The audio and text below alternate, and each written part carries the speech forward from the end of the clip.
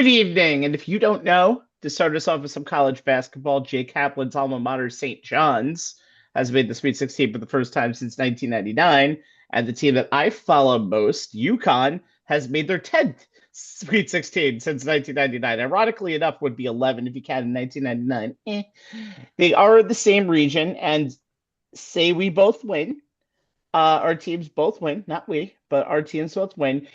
They would play on Sunday on what would be my 12th anniversary with my lovely wife, Randy. So, might be a friendly wager on the way. I don't know. We'll talk about that when it comes down to it. But business at hand, I'm Stephen Rabinowitz. Good evening. I'm Jay Kaplan. And if this is not like the best week of the sports calendar, you've got opening day in baseball, you've got the Sweet 16 and the Elite Eight in college basketball. I don't know what is. And I'm Anthony Strait, and while y'all two was going to be rooting for your favorite, well, in Jay's case, alma mater, and in your case, Rabbi, your second favorite college team, and too bad Hofstra couldn't get out of the first weekend. Sorry, guys. I would be at City Fair, start another season of Mets baseball. By the way, Howie Rose's farewell season too. By the way, he did announce his retirement a few days ago. Week ago, Got, yeah. got a chance to meet him while I was at Hofstra. I was actually doing some work for WRSU at an Islanders game. He was a great person to talk to. I talked to him about that Stephon Matto call, and people forget. Best call. He was Best call yeah, ever. yeah, and people forget he was filling in for Marv Albert, who was doing the Eastern Conference Finals for NBC that week. It was the Dixon Pacers, and he was filling in to do the radio call for that game. And I talked to him about it. Told him I listened to the game on radio because I didn't want to jinx the Rangers. I didn't want to watch any of the playoff games on TV. I was superstitious, very superstitious. He was a great person. Easy to talk to. It's gonna be a fun season, but it's gonna be really awkward next season. I see him in the booth. Yeah, Bittersweet, yeah. it's going to be bittersweet at all. All right. Again, this is the Sweet 16 opening day edition of On the Sports Lines. By the way, we're not putting it in the books yet. We got a long way to go. Please note, this show has a sensory overload warning. We've got it all this week, including talking about MLB opening day for the local teams. That started a few hours ago for the Yankees. Starts tomorrow's for the New York Metropolitans. We'll give you reasons for optimism and pessimism, as if you New Yorkers who watch us didn't give us too much of each consistently. I But don't know let's what you're get right talking about. yeah, bull. Let's get right back into college basketball and activate the madness. Our first stop on this college basketball merry-go-round is Houston, Texas, at the Toyota Center, in a regional that is definitely 100% not being hosted by the Houston Cougars. No, sorry, Bob, not happening. Nope, it's Rice. Do not mention it. Do not go anything about it. But they don't have to worry about facing a number one seed at their own home because the number one seed has gone bye-bye. Let's talk about the first game up in that region, the early game that night. It's the team responsible for that defeat of the reigning and defending national champion Florida Gators. That's the ninth-seeded Iowa Hawkeyes, whose first Sweet 16 since 1999, Sam of St. John's, is not even the best story of this matchup. Enter fourth-seeded Nebraska, whose first and second NCAA tournament win ever have left conference member Northwestern as the only major school not to make the second weekend. That, now Nebraska has to play a conference rival who's only 300 miles away. Oh, the Midwest has been civil this week, my friends. All right, Anthony, this is your matchup. Give me a Hawkeye and Cornhusker player to watch in this game. It's ironic that these two colleges were talking about Sweet 16. When we talk about these colleges, we think football, never really basketball. So this is a landmark weekend for both these universities, to say the least. And a person I'm going to talk about as far as Nebraska is a guy who has played for both universities in his collegiate career. That's Price Sanford. He actually transferred from Iowa following the 2024-2025 season to go to Nebraska, and he's a big part of why the Cornhuskers is in their first ever Sweet 16 appearance. For the season, he made 123 three-pointers, second all-time in Big Ten single-season history, averaging 17.9 points a game to go with 4.9 rebounds, 2 assists per game, shooting 41% from behind the arc, Spent his first 2 years, as I just mentioned, first two collegiate seasons at Iowa before transferring. Played against his former team back on February the 17th in a 57-52 loss, scored 13 points. Um, but this struggle, only shooting 3 of 7 from the field. On March 6th, he actually played a lot better. 15.7 boards and 5 assists in a 84-75 home win over the Hawkeyes. In the first round against Troy, scored a game high 23 points to secure the Cornhuskers' very first NCAA tournament win in program history, shooting 7 of 12 from 3-point range, including 5 threes in the first half alone. In the second round, the round of 32 against Vanderbilt, contributed 15 points, including 3 3-pointers that kind of broke the game open, a close game wide open in the second half. Before the game, and this is kind of a cool story. Before the game, he he actually got surprised by his older brother Peyton Sanford, who a few nights ago made his NBA debut with the Oklahoma City Thunder. So a fun story to go with that as well. On the other side, for the Iowa Hawkeyes, took on with Bennett Stokes, the number 9 seed Hawkeyes, a big part of massive upset over the 1 seed Florida Gators last weekend. He himself has kind of traveled the transfer road. He's actually been along all three major collegiate levels: Division II, Northwest Missouri State; mid-major Drake, which I'll get to that in a moment, before stopping in Iowa. And by the way, he has a NCAA history himself as a member of the Drake Bulldogs. Led them to a first round upset in Missouri back in just last year, 2025, scoring 21 points. He actually scored another 21 points in the second round loss to Texas Tech. And before then, from Northern Missouri State, won back-to-back Division II national championships. For the season, he averaged 20 points a game, 5 assists, and 1 steal a game, shooting 49% from the field, 37% from three. And he's only the second player in our history to record at least 600 points and 100 assists in a single game. In the first round against Clemson, he led all scores with 16 points. Shot his 4 of 17 from the field, but also added 5 rebounds and 2 assists. And in the second round, Stokes again only shot 5 of 16, 0 from 9 from three, but he played all 40. He played all 40 minutes and had the big assist on the knockout 3-pointer with 4 seconds remaining to give Ottawa the lead and eventually to win that game. Um, if the Hawkeyes are going to keep this Cinderella run going, he's going to have to be more efficient and shoot the ball a lot better. But in this matchup, he's going to have to really come through.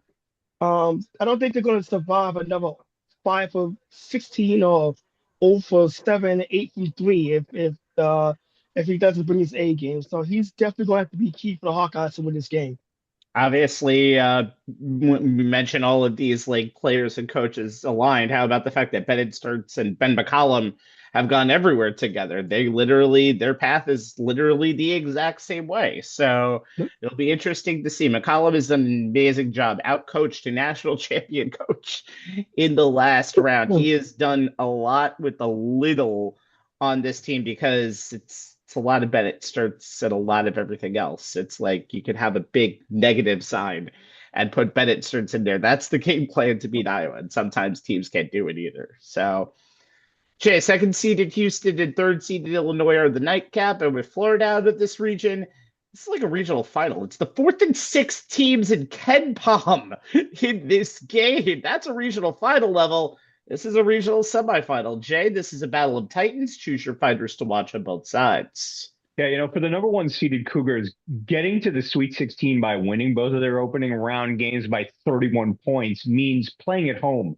sort of, as you alluded to. The Cougars actually play their home games on campus in Houston, but the Toyota Center is less than a 3-mile drive. Houston blew out Texas A&M in their second round game by those 31 points, same exact margin of victory in their opening round win over Idaho. He didn't shoot it well against A&M from three, especially from three, just 8 of 31, 25.8%. And if they still managed to score 1.34 points per possession. Helped that their trademark defense held the Aggies to just 0.87 points per possession. Now, Illinois, their explosive offense was on full display. They won their first two games by a combined 56 points, beating Penn by 35 and then VCU by 21. And a defense that was viewed as their Achilles heel actually held VCU to a paltry 0.83 points per possession. Does that bode well for them going against an improved Houston offense? We'll see. So as they prepare to face each other Thursday night, here are the players to watch on each team. For Houston, Emmanuel Sharp. I came into this thinking it would be a toss-up between two members of Houston's three-guard lineup. Sharp, the solid senior two-guard, who is the Cougars' all-time leader in three-point shooting, and the dynamic freshman Kingston Flemings. Flemings filled up the box score in the opening round over Idaho, 18 points, 6 boards, 4 assists, 2 steals. Not so much in the second round over A&M. Only 9 points, 5 boards, 4 assists, 1 steal. He also attempted 1 triple after averaging 3 per game during the regular season. Sharp, on the other hand, is giving Houston what they've come to expect from their veteran guard. He's averaging 17 points per game, 4 boards, 1 assist, but more importantly, he snapped out of the shooting funk that he was in during the Big 12 tournament, where he posted shooting splits of 28% from the floor, 1 of 6 on twos, 31.6% from 3, and he did go 100% from the line. He's a perfect 12 of 12. So far in the NCAA's, shooting splits of 61.1 from the floor. He was 6 of 7 on twos, 45.5 on threes, 5 for 11, 7 of 8 from the stripe. It's 87.5%. That clinched it for me. And the fact that, as I noted in our March Madness preview show last week, Sharp is on a mission looking to redeem himself after his unforced error on Houston's final possession last year's national championship game gave the win to Florida. For Illinois, Keaton Wagler. The Illini's fantastic freshman point guard was the captain obvious choice here. Coming off a terrific regular season, saw him average 17.9 points per game, 4.9 boards, and 4.3 assists, and shooting it at 44.7 from the floor, 48.1% on twos, 41 flat from 3 on 5.7 a game, and 80.7 from the stripe, gets there 6.2 times per game. Leading an offense that put up 84.7 points per game and outscored opponents by 15.4 points per game. So there was great anticipation about how Wagler would do in his first and likely only March Madness, as he's expected to be a top 10 pick in this year's NBA draft. So far, he has not disappointed, putting up 16 points a game, 6 boards, 4.5 assists over the 2 wins, shooting 50% on both twos and threes, 6 of 12 on each. The 6'6" point guard will be tested by Kelvin Sampson's aggressive defense. Wagler's height allows him to see over the top of the pressures and traps that Houston will constantly throw at him. He'll need to continue making good decisions with the ball like he's done all season. 4.3 assists and just 1.7 turnovers. He had 8 assists against just 3 turnovers in the Big 12 tournament. And so far in the NCAAs, his assist-to-turnover ratio is an excellent 3-to-1. 4.5 assists, 1.5 turnovers. In order to get good shots for himself, his backcourt mate, Kylan Boswell, and the rest of the Balkan Brigade that rounds out the starting 5. Illinois and Houston ranked 9th and 10th in the nation in scoring margin. Illinois is one of 4 schools in the nation with 7 consecutive 20-win seasons, a select group that also includes Houston, which is enjoying its 5th consecutive 30-win season. Last year's national runner-up against the Big 12 regular season runner-up. Stalwart defense, Houston's number 4 in defensive rating at KenPom, against an explosive offense. Illinois is number 2 in offensive rating at KenPom for the right to go to the Elite 8. This one's going to be fun, guys. Big Ten regular season, 3rd place. Technically, Nebraska was the runner-up, although this is the freaking Big Ten region. There's 3 Big Ten teams here, but of course, they'll be outnumbered by Houston fans. All right, so my job tonight is to give you the X factors on both games. Let's start with Illinois-Houston, and I'm going to talk about the fact that honestly, this could be the battle of offenses. And when you say that Houston, that's kind of a misnomer over the years. They're still, by the way, very, very good on defense, number 2 in KenPom in the country. But obviously, when you look at Illinois, just talking about how they have the second best scoring offense in this tournament, just behind Michigan State, top 20 offensive unit in the country. That team is just, again, 46.6% from the field going into the tournament, average 41 rebounds a game. They just get the job done on all sorts. So the question to me is, can Houston match that? And the answer is, sure they can. They have, not even mentioning Kingston Flemings, who was kind of mentioned a little bit before, but you see Milo Suzan and Emmanuel Sharp. Those guys had 33 out of 88 points, 5 of 8 3-pointers in the second round game against Texas A&M. They also secured 13 rebounds, helped win the total rebound battle 46-29. They have youngsters on the team that are not named Kingston Flemings. Come on now. And Chris Sedak Jr. and Mercy Miller, they had 29 points, 17 field goal attempts. And they also just really helped out. There was a 5-0 run by A&M in that game against Houston. That was pretty much it afterwards. It was a blowout of the pretty big out of a pretty big proportion there. The team was up by 18 at half. Houston just plays really good. For most of the year, by the way, they were in the top 10 in offensive efficiency. Emmanuel Sharp, as mentioned, is now the leading 3-point shooter in Houston history. Milo Zuzan has done a very good job at running this offense. They had a KenPom offensive rating of 125.8. They stopped a little bit in the last month in having an efficient offense, but you know what? If Houston could just play their game with Illinois, and even they could make this better a first to 80 game rather than Illinois making this a muck-up game. So Houston could play both sides of the ball. I don't know if Illinois can.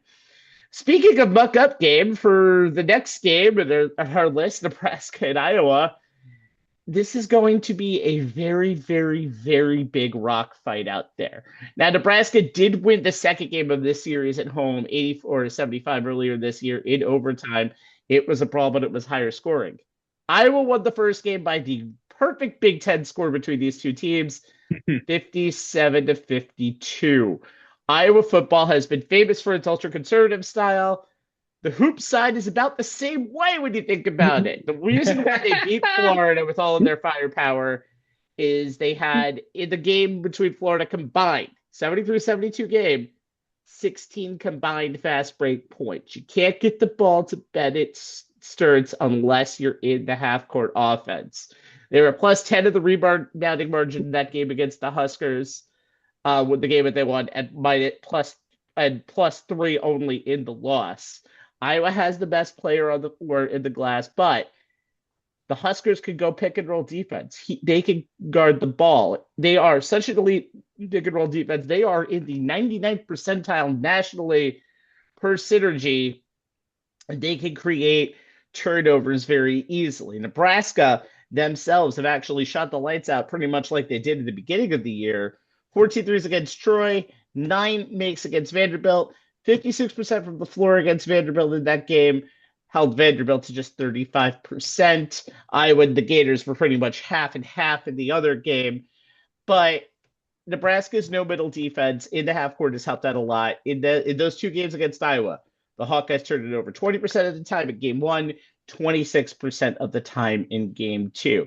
This is ugly. This could be a first to 60 game, but the fact that Nebraska and Iowa are even playing in the NCAA tournament in college basketball is kind of insane in itself. It's weird, right?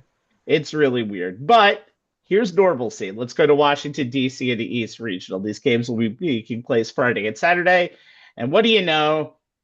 2 teams in the Big East, the 2 best teams, and they put them in the same flippant region. But when the least accomplished coach in this region is the coach of the number 1 seed, you get closer to the top of this show than the bottom. Let's take a look at each of these games separately. Jay, shocker, you'll get 5th seed in St. John's and top seed Duke, who first played 2 years before Joe DiMaggio had his famous hitting streak back in 1939. They stopped playing for another 40 years after that. But they've only met 3 times in the tournament. St. John's won in 1979. Duke in 1990, and I think you know, Jay, in 1991, when a certain someone was broadcasting that game for St. John's Student Radio. Only time I'll mention it, don't worry. Me and Ant were 6 at the time, so I think you know which one it is. Also, these 2 haven't met at all post-COVID. It's been 7 years. Every year the Dukies have won the title, they've beaten St. John's along the way, regular or postseason. With that preamble, Jay, give me a player to watch on both sides. Yeah, you stole most of my opening to this thing, but I'm going to go through it anyway. As you noted, Rabbi, there is plenty of history with this matchup. Most of it, especially the NCAA tournament part, is from the last century. Duke and St. John's, as you said, last played in 2019, which was a 30-point Duke win. Blue Devils have won 16 of the 22 meetings with St. John's, but they've not met on a neutral court since 1993 and have not met in the NCAA tournament since Christian Leitner, Grant Hill, and Bobby Hurley beat my St. John's University. Back then, they were called the Redmen in the Elite Eight in 1991, en route to the first of Coach K's 5 national titles. I was there calling the game for St. John's Radio, as Rabbi said.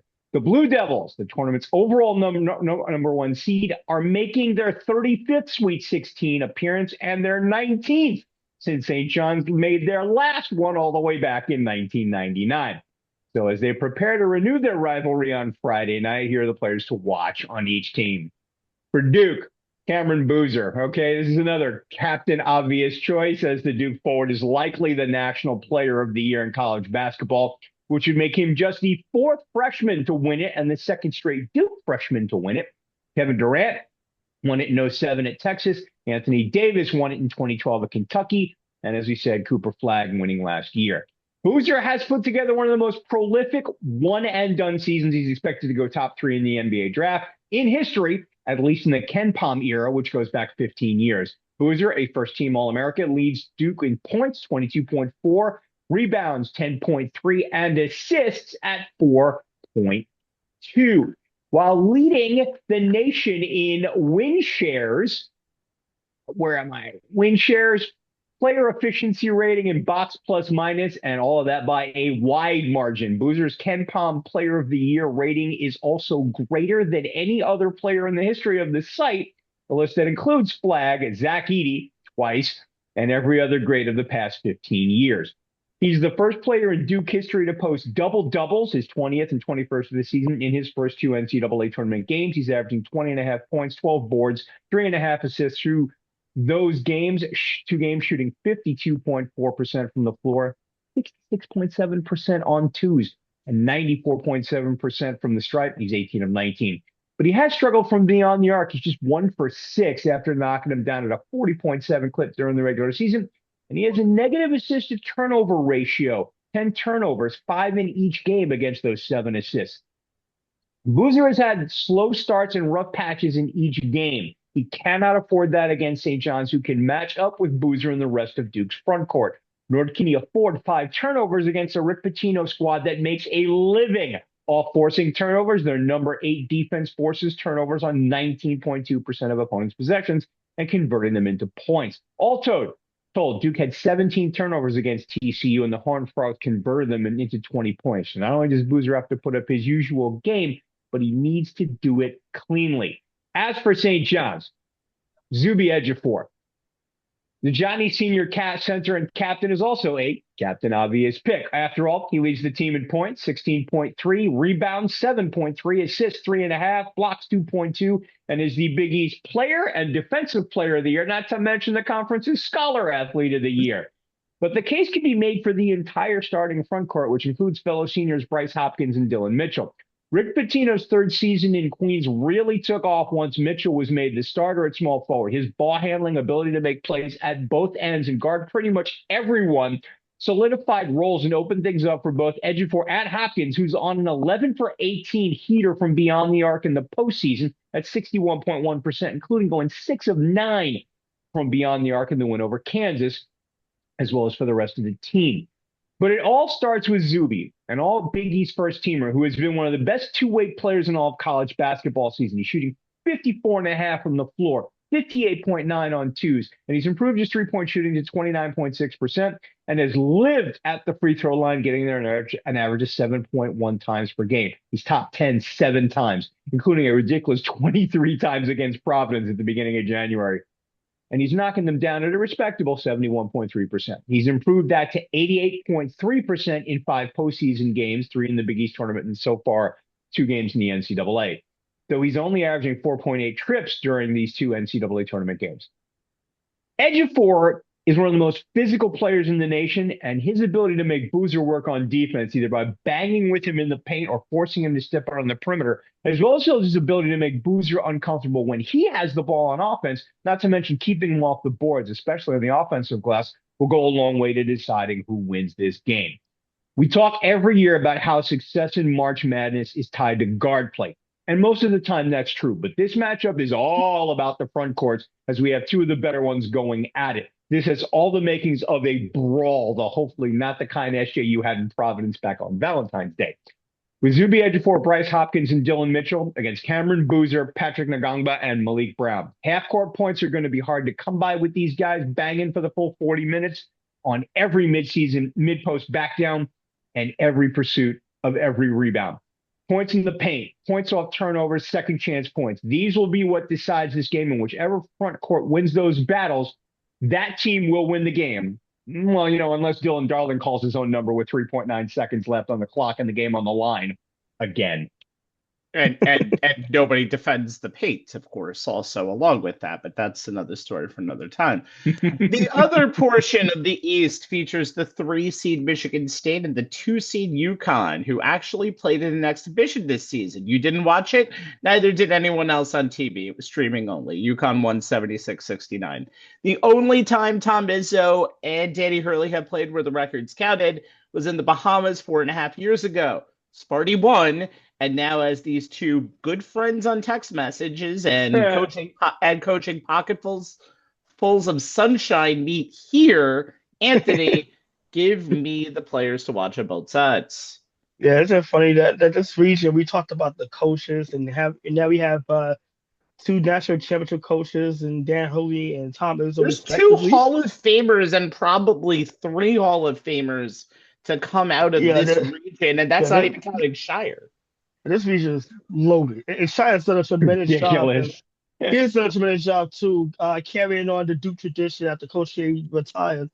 But for the Huskies, Rabbi, you'll be happy to pick this guy.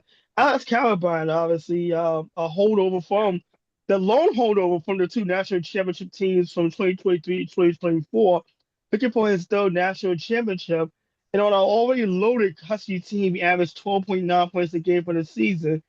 In the give me a second. In the game against UCLA, the second round, he was a one-man show in the first half with 11 points. Finished with he added 16 in the second half to keep the UCLA Bruins at bay. 27 points total, 9 of 16 from the field, 4 of 8 from 3, and added 5 rebounds. Against Furman in the first round was 82-71, a very high scoring game. He added 22 points as well. And in that game also set the all-time UConn record for 3-point field goals.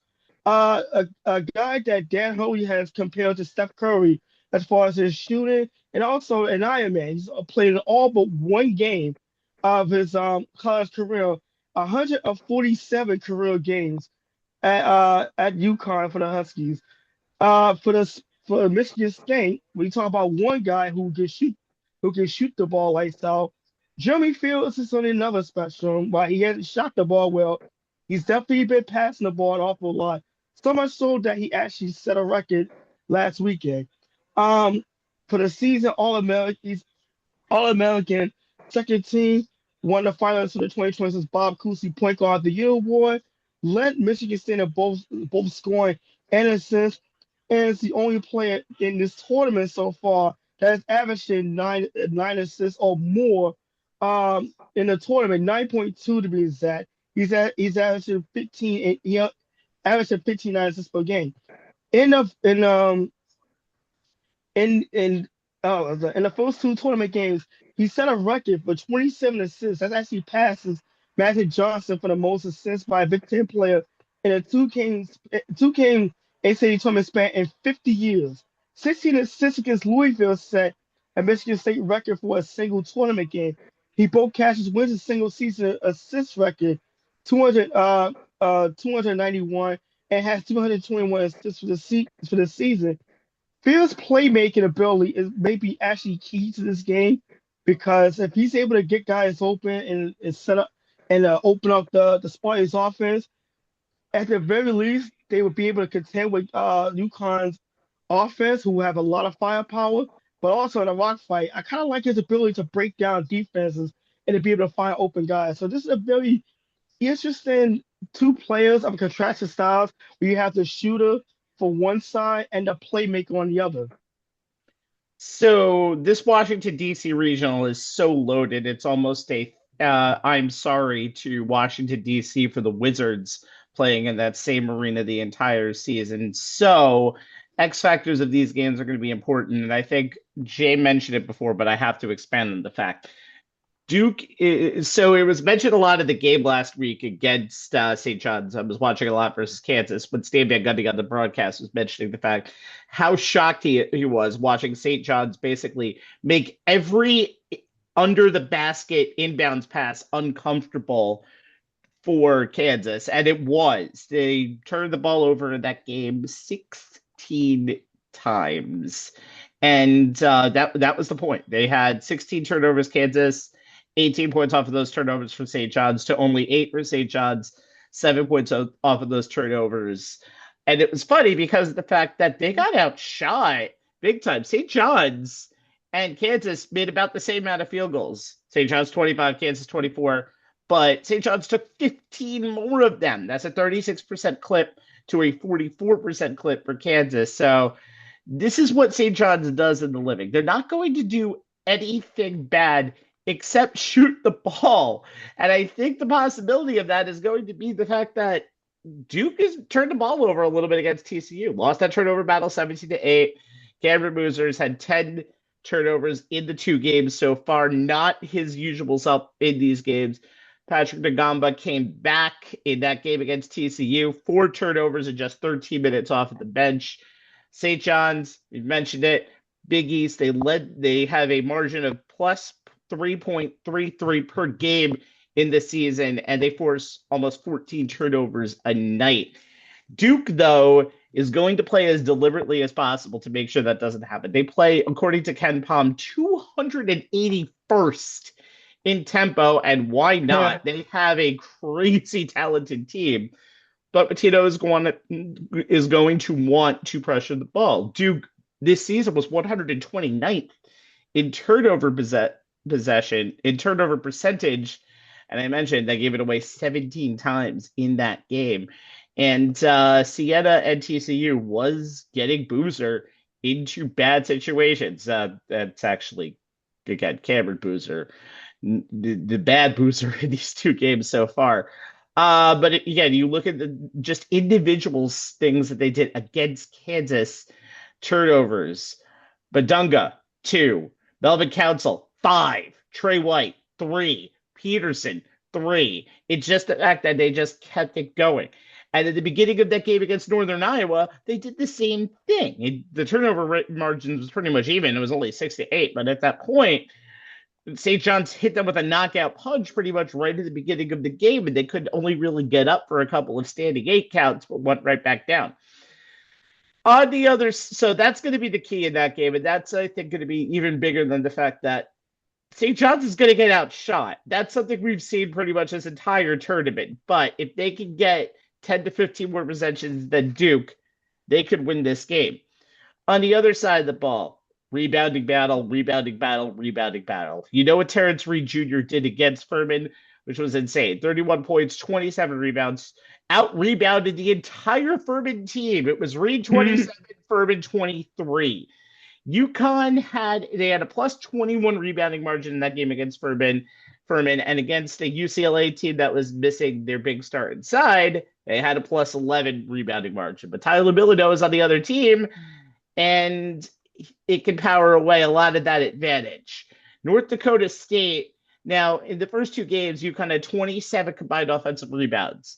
North Dakota State in their first round game against the Spartans had 1 singular offensive rebound. Louisville, they were a little bit better. Louisville was a little bit better against them. But Michigan State is for a reason the best defensive rebounding team by percentage, top 10 group on the offensive glass itself.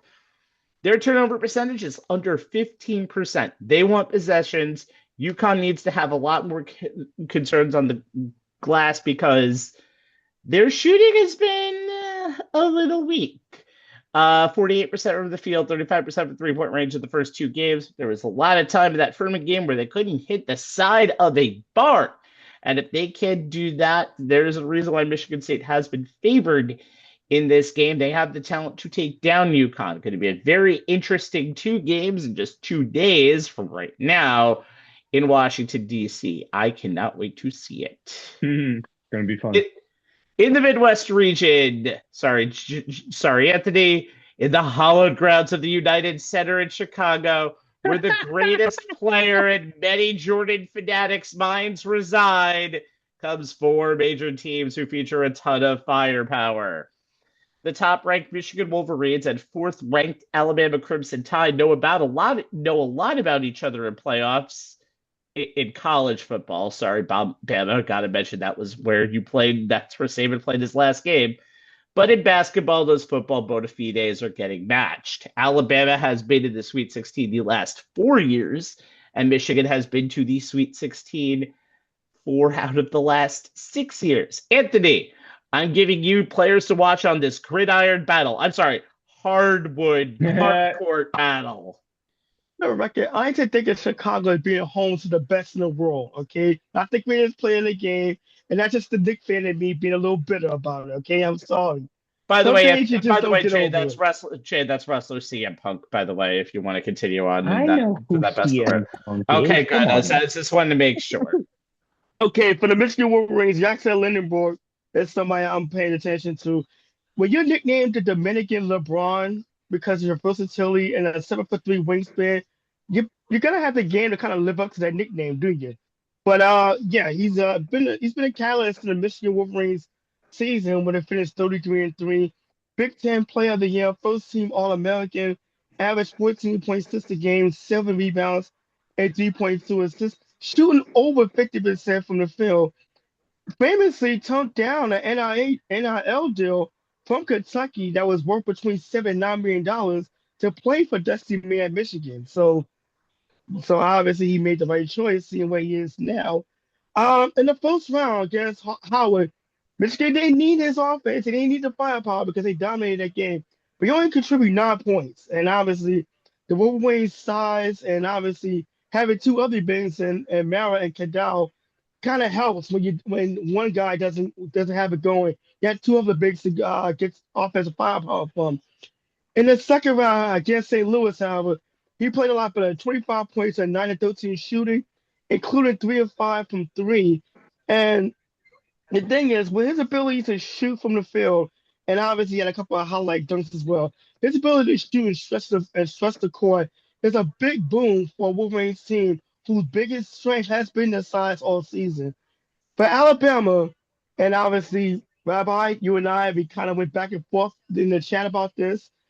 LeBaron Philon is the guy I will talk about, and he was sensational in both tournament games. And he finished with 29 points against us, our house of pride, obviously. 21 in the second half to help erase there was a 10-point deficit in that game, and in the second round against Texas Tech. He was primarily the primary ball distributor, dishing out 12 assists in Alabama's win to advance the Swiss 16. Only scored 9 points, shot just 2 of 12 from the field. But still managed a plus minus of 32. He was actually named 2026 NCAA tournament all first weekend team by CBS Sports, a potential lottery pick. His ability to be a two-way player, being a scorer and a playmaker, it's going to be key when you're going up against a team like Michigan, where the front court is so formidable. He might and being able to open up some shots from the outside. Rabbi, I got to ask you this because you have the keys to this. Alabama's size, and I think I talked about this in our previous show. They're a pretty undersized team. How exactly are they going to match up against Michigan's front court? Well, I'm going to talk about my X factors in just a moment, but I do think Alabama is a team that will shoot the three and shoot the three a lot. And so this is just a matchup. A lot of matchups in the Sweet 16 is just team that likes to shoot the three against team that will not like to shoot the three. We'll talk about that in a second, but because I'll do both matchups at the same time. But on the other side of the bracket, we have the rare old versus new school coaching matchup between 6th seeded Tennessee and 2nd seeded Iowa State. Rick Barnes, who was old enough to have seen that first St. John's Duke game that I mentioned earlier back in 1939, is coaching his 30th NCAA tournament for his fourth team. By the way, I joke about it. The Iowa State coach, TJ Ossenberger, is only 23 years younger, but is only in his seventh tournament under his second team. A win here gets him into his first Elite Eight, as Tennessee is just looking to get another chance to get to their first Final Four. Jay, who are you looking for on both sides?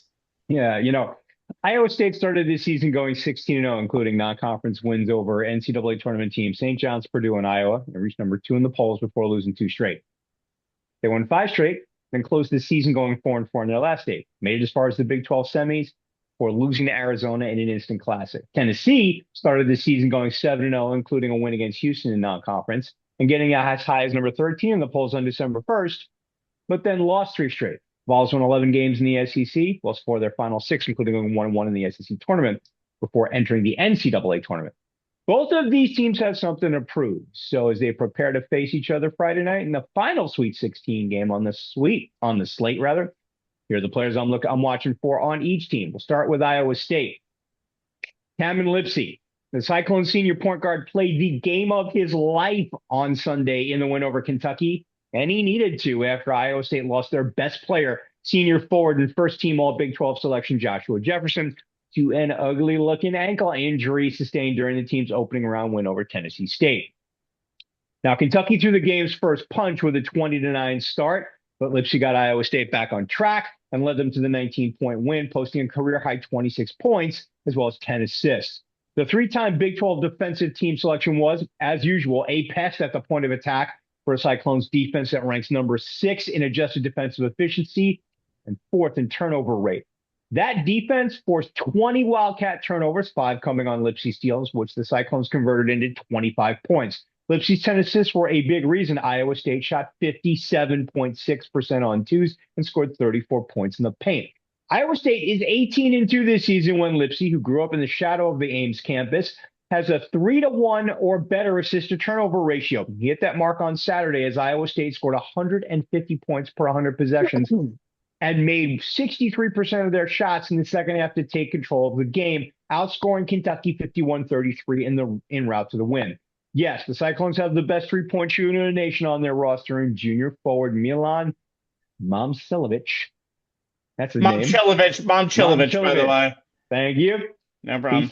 He knocked him down at 50% in the regular season, 45.5% overall in the postseason, and 43.8% so far in the 2 NCAA tournament games. But with Jefferson not being a full participant in today's practice after undergoing a precautionary MRI on Monday, that didn't reveal anything new, and with head coach TJ Otzelberger saying the All-American candidate will be a game-time decision, Kevin Lipsey may have to have yet another game of his life for the Cyclones to advance to the Elite Eight. On the other side, in Tennessee, Jacoby Gillespie. The senior point guard is the engine that makes the Vols offense run. Gillespie, who leads Tennessee in scoring at 18.4 per game, assists at 5.6, and steals at 2.1, has formed a nice 1-2 punch with freshman forward Nate Ament, 16.9 points, 6.4 boards, and is the only player averaging above 30 minutes per game. And his 34.6 minutes per game are almost 5 more than Amit's 29.6, which is second. So the case could be made that Gillespie is Tennessee's most indispensable player.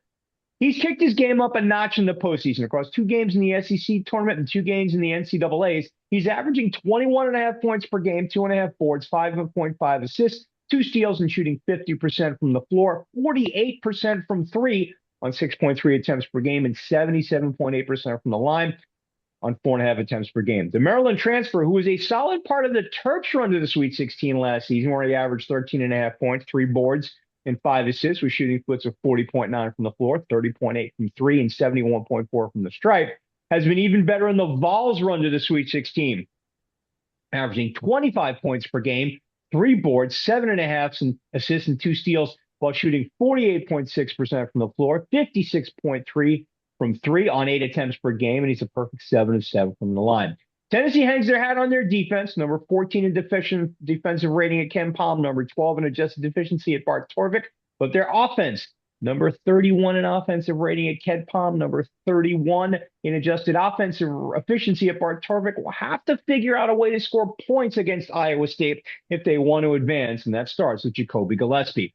Both of these teams have explosive threats offensively, but they are also two of the nation's top defensive teams. Iowa State ranks 5th, and Tennessee ranks 14th in KenPom's defensive ratings, and the teams rank 5th and 12th, respectively, in adjusted defensive efficiency at Bart Torvik. Both teams will look to put pressure on opposing teams' point guards to create turnovers and convert them into transition buckets. Whichever point guard is able to withstand the pressure and get his team good shots on offense and force turnovers that lead to easy points on defense will lead his team to the Elite Eight. This game may not be pretty to watch, but it should be closely contested, which is what a March Madness Sweet 16 game should be. Going to be interesting to see, considering Iowa State's probably not going to be whole, at least until the Final Four, if they make it that far. But they're still an interesting team to watch. One of the interesting reasons why they're interesting to watch, anyway, is the fact that they are a team that turns the ball over at an insane amount of rate. We talked about turnovers with St. John's. Let's talk about it with Iowa State. They're number 4 in the country at forced turnover percentage as they hedge guards on screens and make ball handlers panic. You hear that, Nate Immense? You had a good ending of the game against Virginia, but you struggled a lot in this tournament so far. That's not a good sign for you coming up on Friday. Now, Gillespie for Tennessee has been amazing this tournament, really single-handedly helped them destroy Miami of Ohio, and then obviously, the Virginia game was back and forth. But back to Iowa State for a second. The way that they played Kentucky and Iowa State were pretty much playing neck and neck. Iowa State got out a little bit at the end of the first half. And then you kind of saw the boom coming. Iowa State in that game against Kentucky forced 20 turnovers and took a Kentucky team that was already tired from that Santa Clara game. Just looked like they were running out of gas. They have one of the best defensive units in all of college basketball. 5th in defensive efficiency, 65 points per game. That's 12th in the nation. 15.4 turnovers per game. You thought St. John's was good. 6th in the country. The Vols are 151st in effective field goal percentage. Not great. No. Iowa State is 21-3 when its opponent turns it over on 20% of its possessions or more. And Tennessee has done that 9 times this season. They're 5-4 in those games. The Cyclones are 8-4 in games when opponents are turned it over fewer than 20% of the time. Tennessee is 19-7 when it turns the ball over 20% of the time. Watch that. Tennessee is still a team of babies a little while. They blew a big lead against Alabama earlier this year. They're a team that is going to need some stable presence in that lineup, and I don't know if they have it for Iowa State. For Alabama, now, I'm going to tell you, we're probably going to be talking about Michigan next week, so we'll hold off on the Michigan talk until then, I'm telling you right now. So let's talk about everybody who's not LeBaron Philon Jr. against everyone else. Now, the numbers against Hofstra were insane. 29 points, 8 rebounds, 7 assists. That is a stat line. That is a stat sheet stuffer right there. But in that same game, Aiden Sherrell went for 15 and 15. And so they got their number 2 guy. In fact, Taylor Ball-Brown, in just 21 minutes off the bench, had 15 points and went 6 for 9 from the field.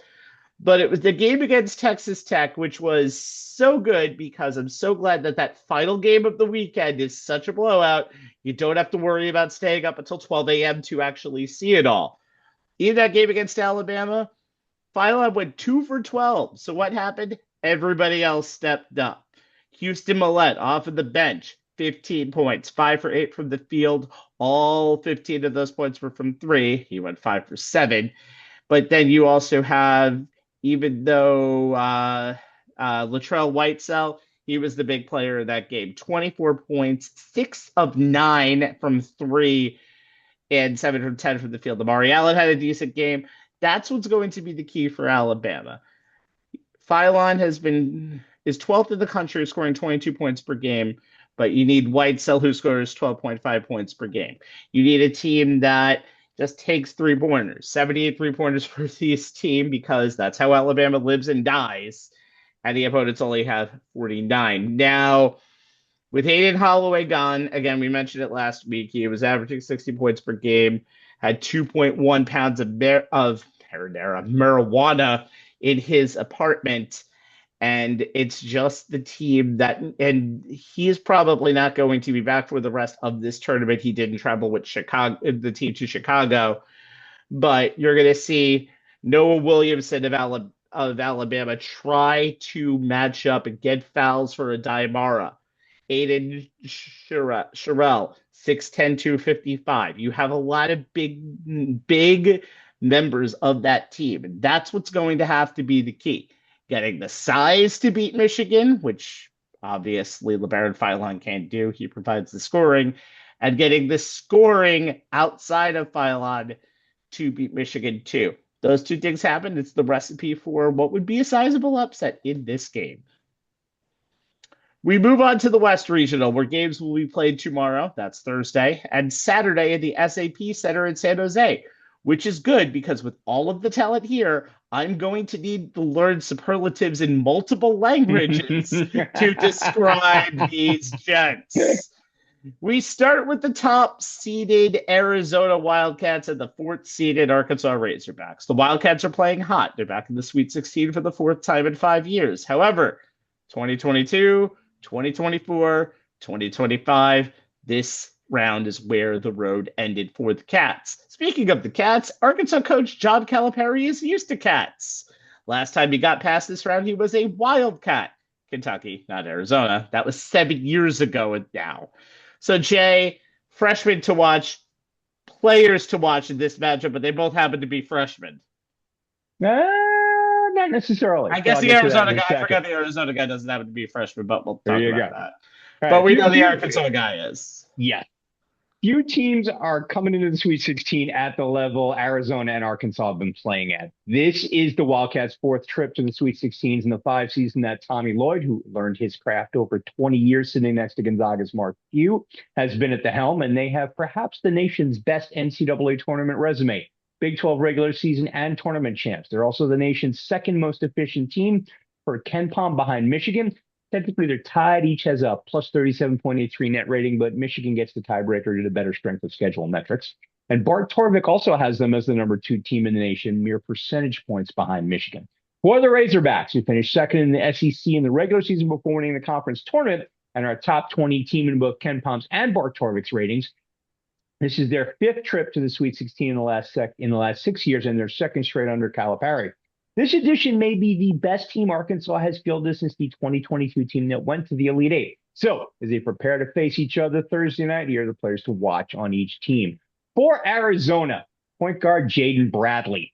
The senior point guard who is the Big 12 Player of the Year and directs a balanced scoring offense with 5 players averaging double figures, including his own 13.3 points per game, was who I wound up going with. But it was not an easy choice because it is arguably the most complete team in the NCAA tournament. There were several players to choose from, starting with a couple of highly regarded freshmen who have been key pieces for Arizona. Bradley's backcourt mate, Braden Burris, who leads the team in scoring, 16 points a game on 49.9% from the floor, 39.2% from 3, and 80% from the line. And forward Koa Pete, who is second on the team in scoring at 13.7 points per game, assists at 2.7, and rebounding at 5.5. The reason I went with Bradley is he's the player who will need to step up his game if the Wildcats are to advance. Over the 6-game winning streak that closed the regular season after the 2-game losing streak, Bradley was decent, but I wouldn't call his player of the year level. 13.5 points per game, 3.8 rebounds, 5.2 assists, but he shot just 37.7% from the floor, 38.9 on twos, 33.3% on threes, 5 for 15. He did convert 20 of 30 at the line. That's 80%. But his effective field goal percentage was still a woeful 41.3.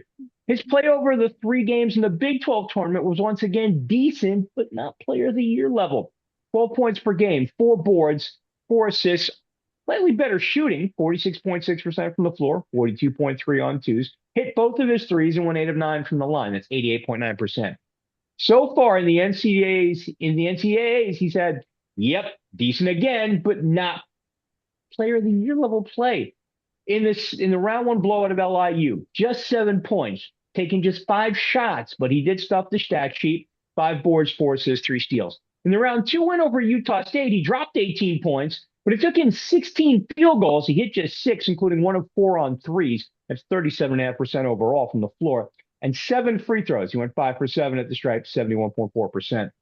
In order to get those 18 points, and he added nothing else to the box score. 1 rebound, no assists, no steals. He may need to put up the combined numbers from both games, 25 points, 6 rebounds, 4 assists, 3 steals, but shoot closer to his regular season marks of 46.1 from the floor, 47.9 on twos, 38.2% from 3, and 79.9% from the line for Arizona to advance, especially since he'll likely spend a good portion of the game covering the guy I'll be talking about next. And that's Arkansas's Darius Acuff. The freshman point guard who was SEC Player of the Year has been flat out ridiculous in what is likely his only season in Fayetteville. He led the SEC in scoring and assists during the regular season, 22.2 points per game, 6.4 assists.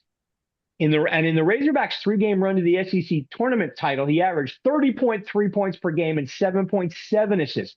And with his performance so far in the NCAA tournament, he had 34 points and 7 assists against Hawaii in round 1, 36 points and 6 assists against High Point in round 2, where during the first half of that game, he broke the Arkansas single-season scoring record previously set back in 1992 by Todd Day.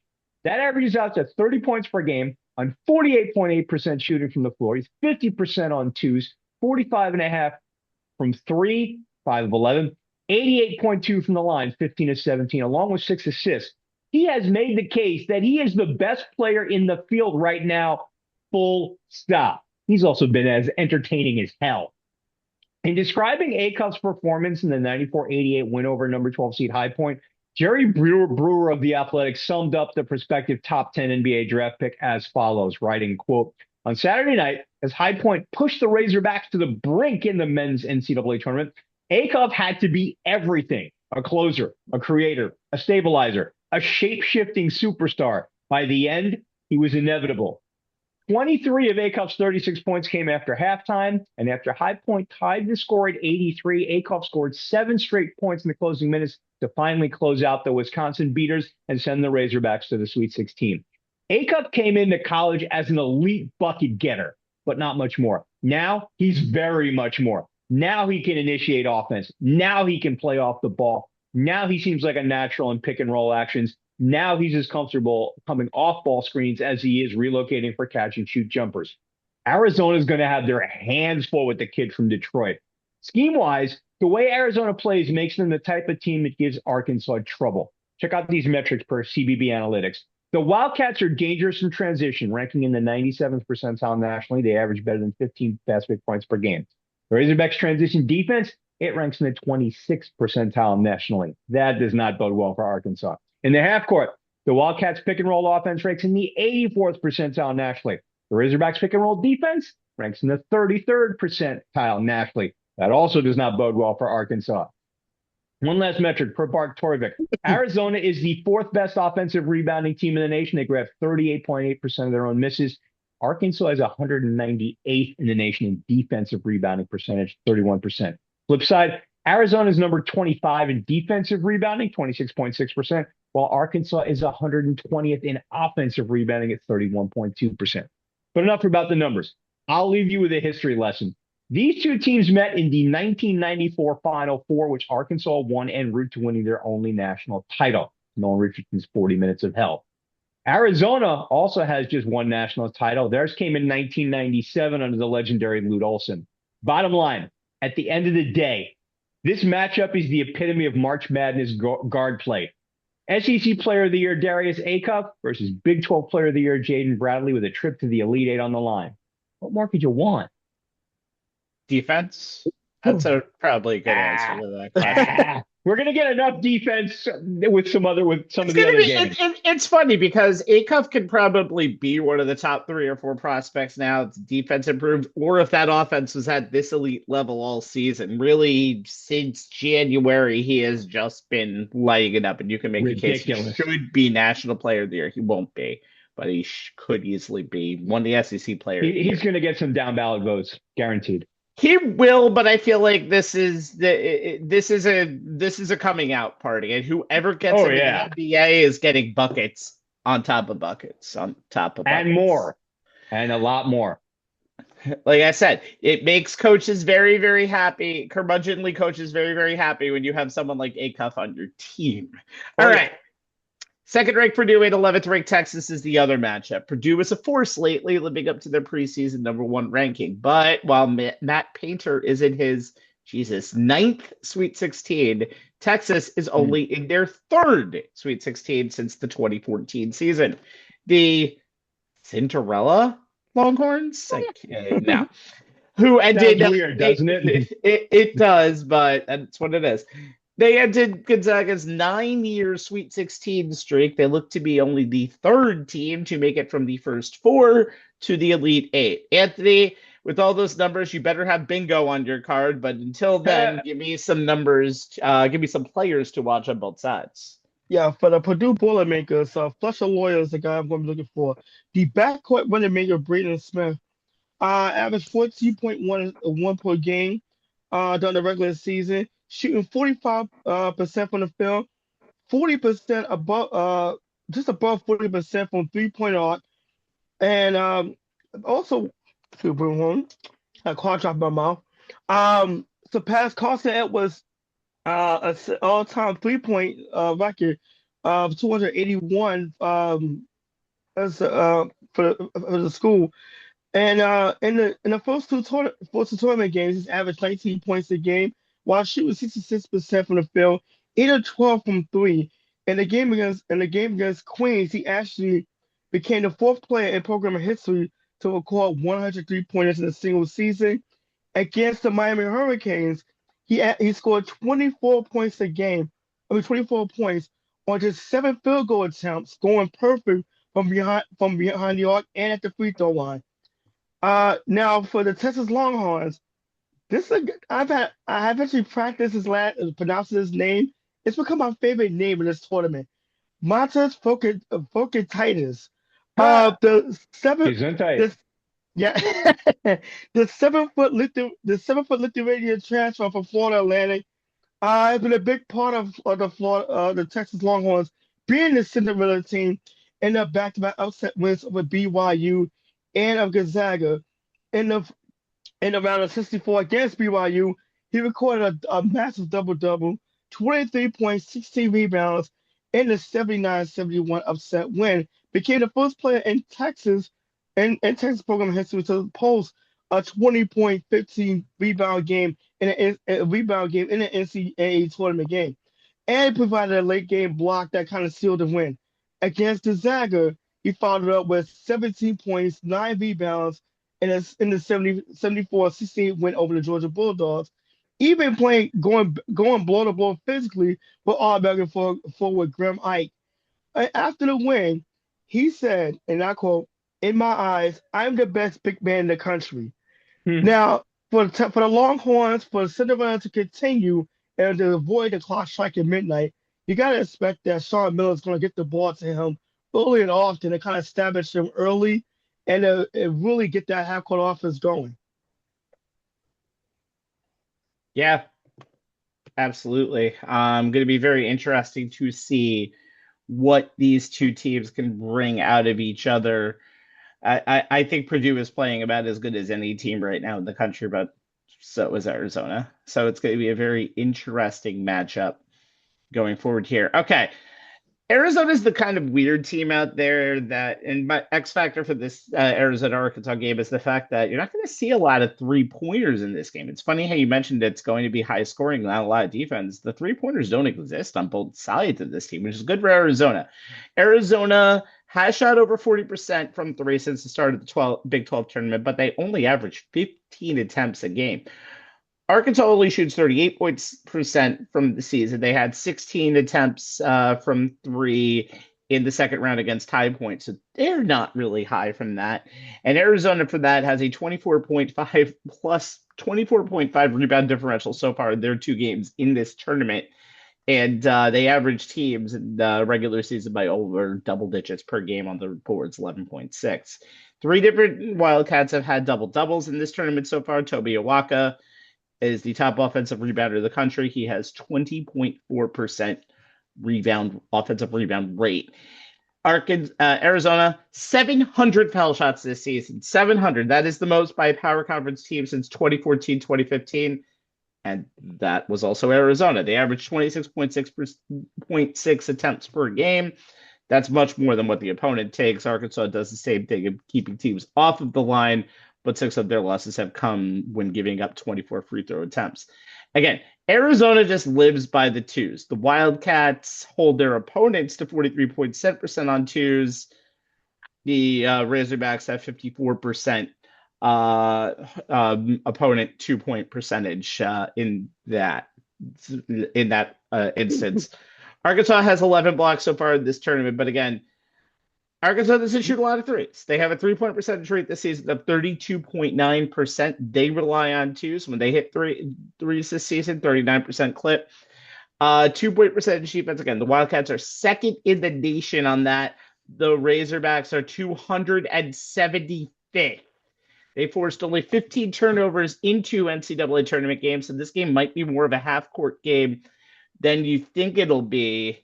And again, Arizona takes a three-pointer on less than 27% of their shots because they've held opponents collectively to 31.1% from deep. Again, it doesn't get to them often. It may not even get to them here, but if it does get to them here, that's where Darius Acuff can prove his worth even more by becoming the guy who shoots a lot from three, because Arizona really can't match them. So we'll see what happens on that. But for Purdue, this is the only time I'm going to mention a player, because Trey Kaufman-Renn is a guy who is kind of an X factor in my mind, because he's not Braden Smith, he's not Lawyer, and he is somebody who was actually a Big Ten, all Big Ten player last year. He averaged 20 points per game, but now he went from an undersized center to an oversized power forward. So now he has been forced to up his rebounding average. He's done that by 25%. He has also 91 assists on the team. Of course, Braden Smith has a little bit more. He's the all-time NCAA assist king. Can't believe we haven't even mentioned him until right now. Kaufman-Renn's turnover percentage was trimmed from 13.9% last season to 12.3% now. He now goes from 2.85 turnovers per 40 minutes to 2 per 40 minutes. That's a little bit of a big drop. Rebounding has been crucial. This is something that was a big part of his game. He was told he needed to be a supreme rebounder. He studied great rebounders, and he currently leads the team with 8.7 rebounds per game. His scoring has gone up, though. In the 5 games of postseason play, that's 3 in the tournament against Nebraska. He had 10 points and 9 rebounds. Against UCLA, 12 points and 10 rebounds. He didn't do a lot of rebounding in the Michigan game because he just decided to score. He had 20 points in that game. 25 points in the game against Queens College. And 19 and 9 against Miami. Listen, there are a lot of stars for Purdue, but for Purdue to get to the next level, it's all going to have to be on the shoulders, in my mind, of Trey Kaufman-Renn. All right. Okay, if you're watching this on demand on youtube.com/onthesportslines, congrats on skipping through all of our college basketball segments to get to the Mets and the Yankees. If you're watching on facebook.com/onthesportslines, where you've been watching and streaming, you got through 16 players and 8 X factors for this. Congratulations. Let's talk about our baseball locals, starting with the Yankees, who won their first game of the 2026 season on a Jackson Dart TD and a Graham Cano extra point, 7-0. By the way, old viewers, if you want to watch this game on Netflix, click on the link on our YouTube description, and it will 100% not take you to an error page. I guarantee you. All right, so the Yankees play Friday and Saturday night against San Francisco, are off on Sunday. Come on, MLB. And then a 3-game series against AL pennant runners-up Seattle starting on Monday. And then back next Friday to start the home slate versus the Miami Marlins. The Marlins, come on, MLB. All right, as we mentioned before, there are reasons for optimism and pessimism for these teams in 2026, and that's the goal of the first 2 parts of this segment. So, as we begin our local preview, Jay, give me a reason for optimism. And there was a lot to start with tonight on the 2026 Bronx Bombers. I mean, it comes down to this. They brought back the best lineup in the American League, arguably the best lineup, the best offense in baseball. The media and a certain segment of the fan base are annoyed that the Yankees are pretty much running it back with a team that won 94 games last season and lost in the AL divisional round. I get that from a certain extent with regards to the pitching staff, but not with regards to the lineup. The 2025 Yankees led all of MLB in just about every offensive category, basic and advanced, across Baseball Reference and Fangraphs. Runs scored, 849, 5.24 per game. Homers, 274. RBI, 820. Slugging percentage, 455. OPS, 787.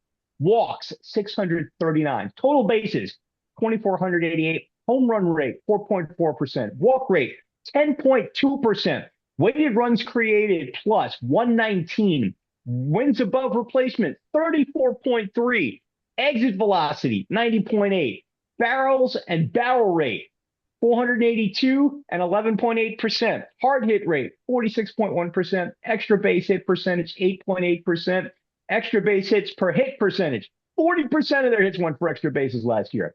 They started the season with a bang, with 7 runs on 10 hits in their opening night win over the Giants, despite a certain Yankee captain going 0 for 5 with 4 strikeouts. First time he's had an 0 for an opening day in his career. With the return of Trent Grisham, who's coming off a career year with 34 homers, 74 RBI, 87 runs scored, and an 811 OPS, along with Cody Bellinger and Paul Goldschmidt, the only members of the 2025 lineup that won't be in the dugout, or weren't in the dugout tonight as the 2026 season got underway, were shortstop Anthony Volpe, who's recovering from offseason surgery, and outfielder Jason Dominguez, who was optioned to AAA Scranton Wilkes-Barre so he could play every day. The rest of the lineup will have 6 hitters who were above the MLB average of 100 in terms of weighted runs created plus. Projected opening day batting order tonight, and I believe I got it right. Grisham leading off, weighted runs created plus 129. Aaron Judge batting second in right field, 204 weighted runs created plus. That was tops in all of baseball. Left fielder Cody Bellinger batted third, 125 weighted runs created plus. Ben Rice in the cleanup slot, weighted runs created plus 133. Stanton is the DH. His was 158. Jazz Chisholm at second base hit 6th. His was 126. Austin Wells, actually, we got this in reverse. Jose Caballero actually batted 7th. He had a 134 weighted runs created plus with the Yankees, 97 overall across both 2 teams. Austin Wells hit 8th, 94 weighted runs created plus, and third baseman Ryan McMahon batted 9th, 84 weighted runs created plus with the Yankees, 86th overall between 2 teams. Players batting 1 through 6 all had a weighted runs created plus above 125, meaning they were at least 25% better than the average major league hitter. Obviously, tonight notwithstanding, everything starts with Judge, who led all of Major League Baseball in batting average, 331, on base percentage, 457, slugging, 688, OPS, 1.144, Baseball Reference wins above replacement, 9.7. Fangraphs wins above replacement, 10.1. Intentional walks, 36. Times on base, 310. And he led the American League in walks, 124. Runs scored, 137. Total bases, 372. He was top 5 in all of baseball in hits, 179, number 4. Home runs, 53, number 4. RBI, 114, number 5. Extra base hits, he was second with 85. After that, manager Aaron Boone does everything he can to maximize the captain's production and that the players that surround him and that of the players that surround him in the batting order. And the first name there that comes to mind is Stanton. The Yankees' primary DH played just 77 games last year and it has still managed 24 homers, 66 RBI, 148 total bases, and 36 runs scored. Over 162 games, that pace works out to 50 homers, 139 RBI, 76 runs scored, 67 extra base hits, and 311 total bases. That would have placed him first in RBIs, 5th in homers, 8th in total bases, 20th in extra base hits in all of Major League Baseball last season. Those are MVP level numbers, which should have Yankee fans salivating over the possibilities of some seriously Stantonian production if he's able to stay healthy enough to get 500 plate appearances. 2 other hitters to keep an eye on. Bellinger, who's expected to be the primary lineup protection for Judge, hitting in the third spot behind the captain, and Ben Rice, who's expected to be the full-time first baseman, regardless of which side of the mound the opposing starter throws from. Bellinger's a left-handed batter who's a reverse split hitter. Overall, across 656 plate appearances, 588 bats, he had a 272, 334, 480 slash line with an 813 OPS and that 125 weighted runs created plus. Against lefties, across 176 plate appearances and 153 at bats, his slash line was 353, 415, 601 with a 1.016 OPS and a 180 weighted runs created plus. Against right-handers, opposite. 480 plate appearances and 435 at bats. His slash line was just 244, 304, 437. His OPS was just 741. His weighted runs created was only 5% better than Major League average at 105. Rice, really solid season in 2025. Across 530 plate appearances and 468 bats, 7 at bats, 255, 337, 499 slash line, 836 OPS, that 133 weighted runs created plus, which was 10th in the American League and 22nd in all of baseball. But he was also one of the most unluckiest hitters in all of baseball. If you look at his next-gen baseball savant numbers, you'll see that he ranks in the 92nd percentile or higher in expected weighted OBA, expected batting average, expected slugging, barrel percentage, average exit velo, and hard hit percentage. His average exit velo jumped 3.3 miles per hour from 2024. His hard hit rate jumped 19.4 percentage points from 2024. Those are indications of a hitter on the rise. As is this.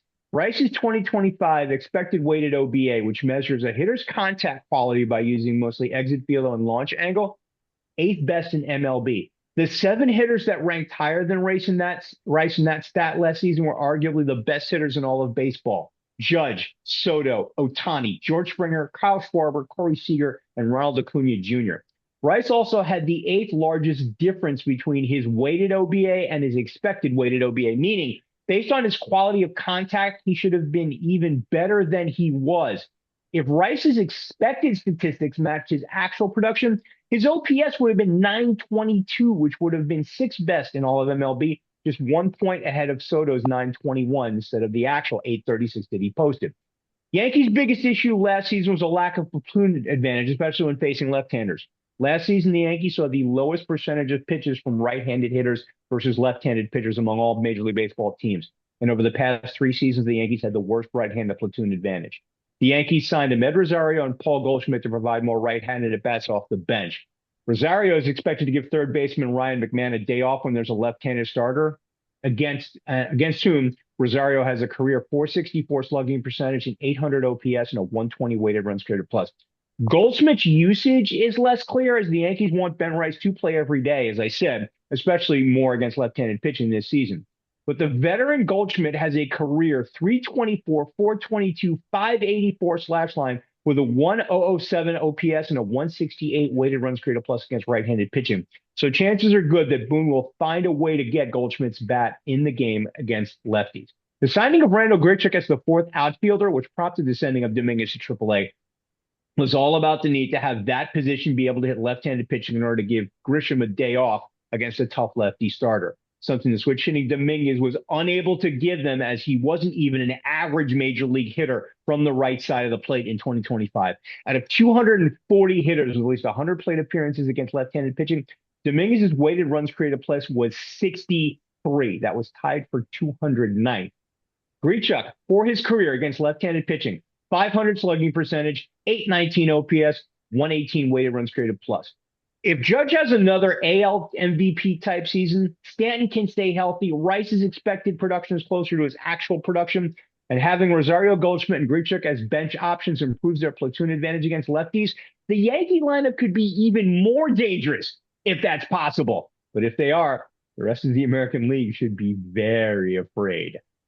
All right, let's go over to Anthony. Be your hater self and give me the reason for pessimism for the 26 Yankees. I hate to be that guy. By the way, somebody's got to be that guy, and it can't be Rabbi all the time, Anthony. That's all right. I couldn't say anything else because Jay took up all of my time, which is exactly how he wants it. So speaking of which, Rabbi, if you had Jameis Winston hanging out with Jimmy Uso and Jacob Fatu at a baseball game tonight on your bingo card. Like tonight? Yeah, like tonight. You probably win the lotto too if that was possible. But Did you have yeah, Finn throwing out the first pitch as well on your bingo card, or is that at least the free space? no, but I did have a yeet in this broadcast. But Oh God! that's not All the right. point. Okay, enough with the WWE references. Enough with wrestling references for You guys tonight. can't help yourselves. I haven't said anything. Well, So well, all what, good what, with that. what, what, what, well, as Jay said, the Yankees running their back on the offensive side. It also means they're kind of running it back with the bullpen. That may not be a great thing when you consider that they were 23rd in baseball last year with a 4.37 ERA, and that was with Luke Weaver and Devin Williams, who are now across town pitching for the Mets this season. The projected win above replacement is only 4.1, which would kind of be of an improvement to last season.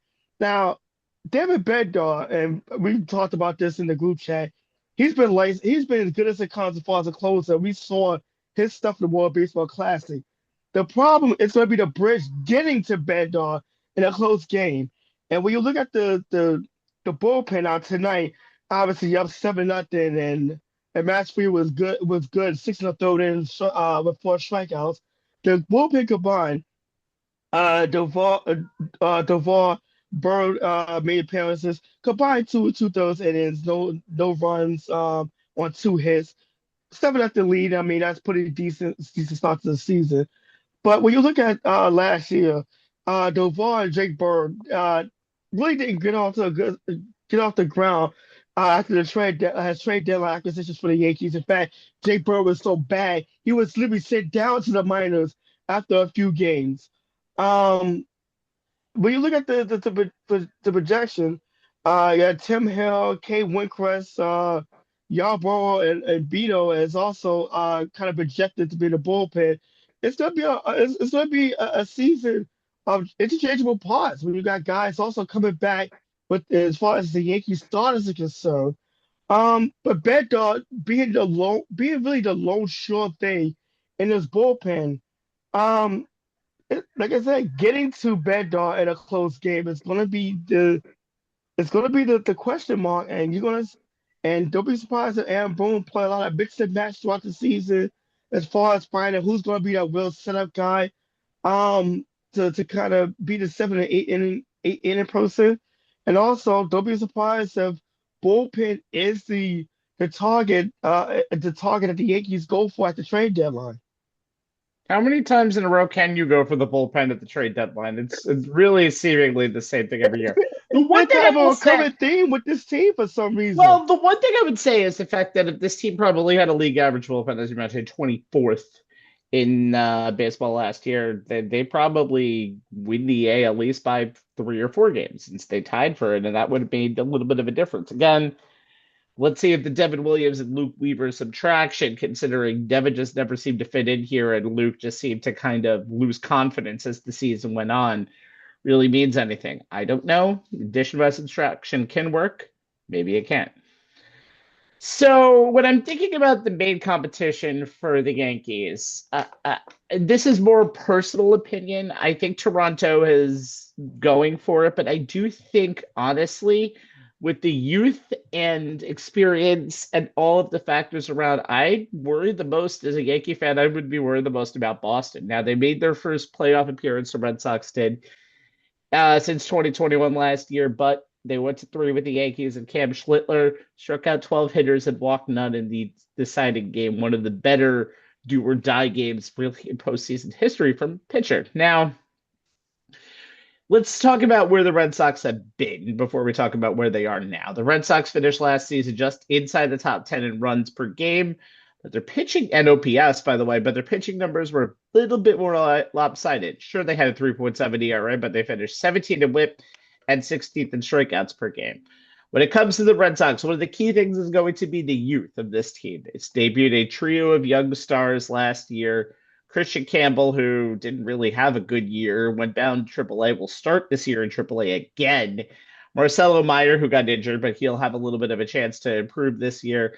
And Roman Anthony, who did have an oblique injury late in the season. But if you saw him in the World Baseball Classic, he doing some things, my friend. He is going to be a very, very good player. And if he's on an all-star this year, I'll be shocked. Boston found their ace after acquiring Garrett Crochet from the White Sox. Garrett Crochet was second in Cy Young voting, 2.59 ERA, 1.03 whip, 11.2 Ks per 9 innings, 18-5 record. The only person with a better record in MLB in terms of wins was Max Fried. The Red Sox also found their closer, Aroldis Chapman, 1.17 ERA at 32 saves, the most he's recorded since the pandemic in 2019.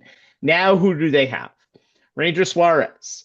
He is putting a Phillies uniform in the first time that he's putting a non-Phillies uniform on for the first time in his now 9th year. He missed the beginning of last season with lower back stiffness, but then in 26 starts with the Phillies, he was just doing Ranger Suarez things. 3.2 ERA, 3.21 FIP, 1.22 whip, 8.6 Ks per 9 innings, 26 starts. Now, he has never made 30 starts in a single season. He's always had one injury to himself in a season since he became a full-time starter in 2022.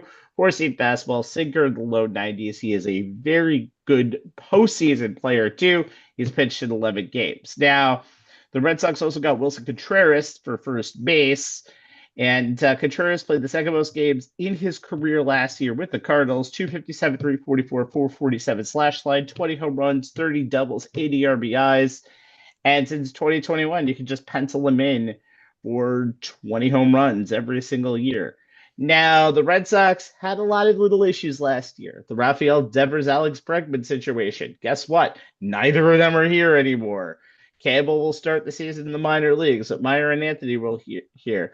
Wilyer Abreu had a very important role in the World Baseball Classic himself for Venezuela.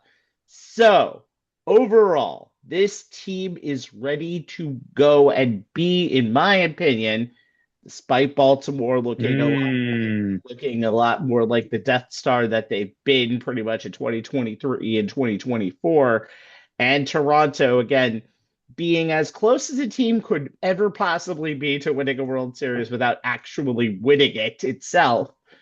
I think Boston's the team to look out for in this division in 2025 in 2026, guys. Yeah, I think the American League is the division that's going to once again have three playoff teams. You're going to have the division winner. You're going to definitely have no more than at least maybe two of the three of the wild card teams. I wouldn't be surprised. This division stacked. I mean, you know the Yankees are going to be there.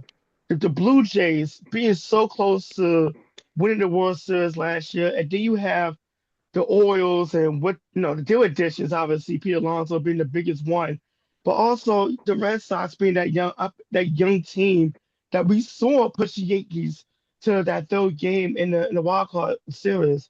I mean, this division is loaded. I mean, like literally, we saw it last year. I mean, the Yankees were kind of dominant that team, that division.